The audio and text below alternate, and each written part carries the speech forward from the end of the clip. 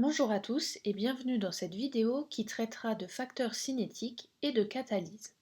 On s'intéressera ici à la vitesse d'une réaction chimique et à comment la modifier.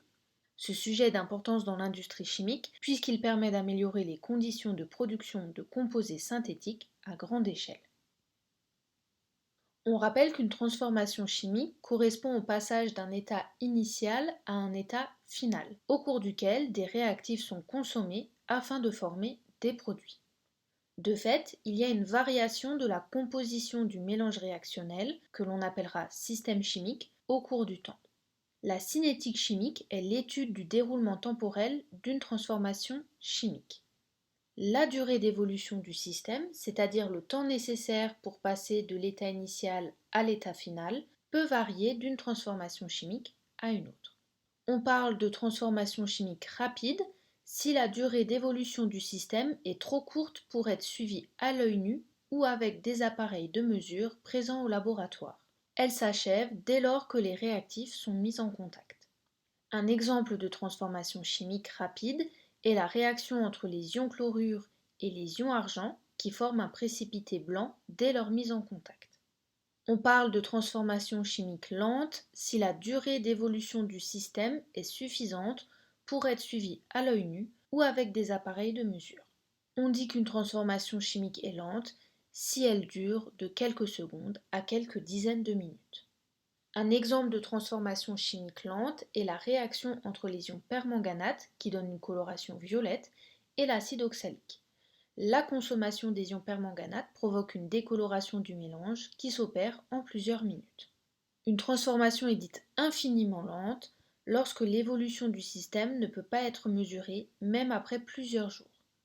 Un exemple de transformation chimique infiniment lente est la formation de la rouille.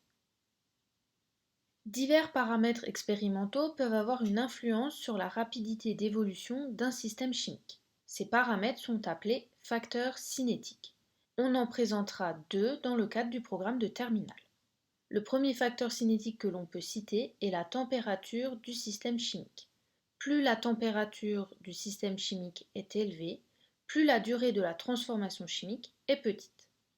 Prenons par exemple deux béchers contenant chacun 10 ml d'une solution d'acide oxalique de même concentration. Le premier bécher se trouve à une température ambiante, soit environ 20 degrés Celsius.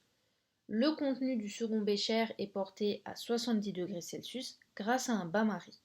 On verse ensuite dans chaque bécher 5 ml d'une solution de permanganate de potassium de couleur violette. La réaction qui a lieu forme des produits incolores. Au bout de 3 minutes, on observe toujours la coloration violette dans le premier bécher, mais plus dans le deuxième.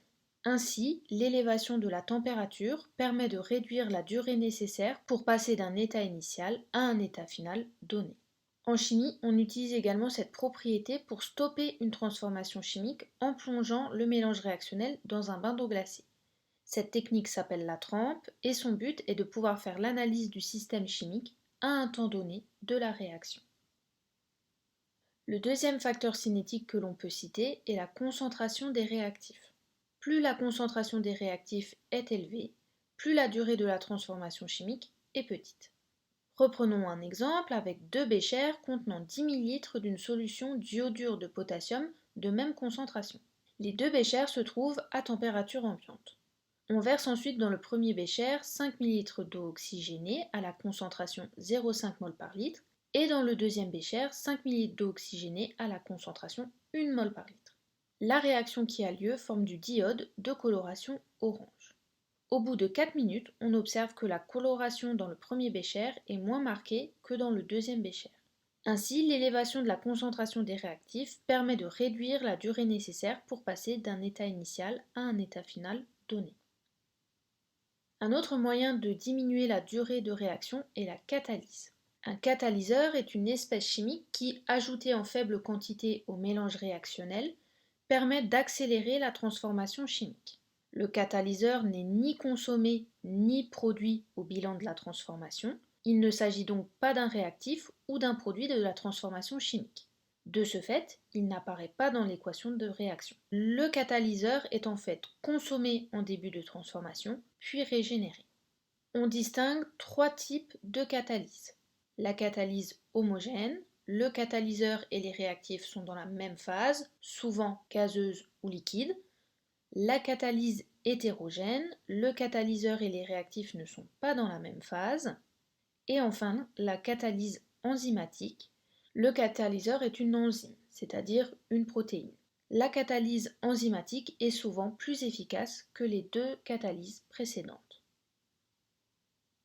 Pour finir, résumons les notions qu'il est important de retenir.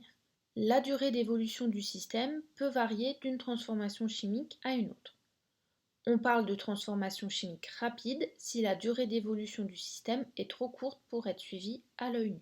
On parle de transformation chimique lente si la durée d'évolution du système est suffisante pour être suivie à l'œil nu. Plus la température du système chimique est élevée, plus la transformation chimique est lente.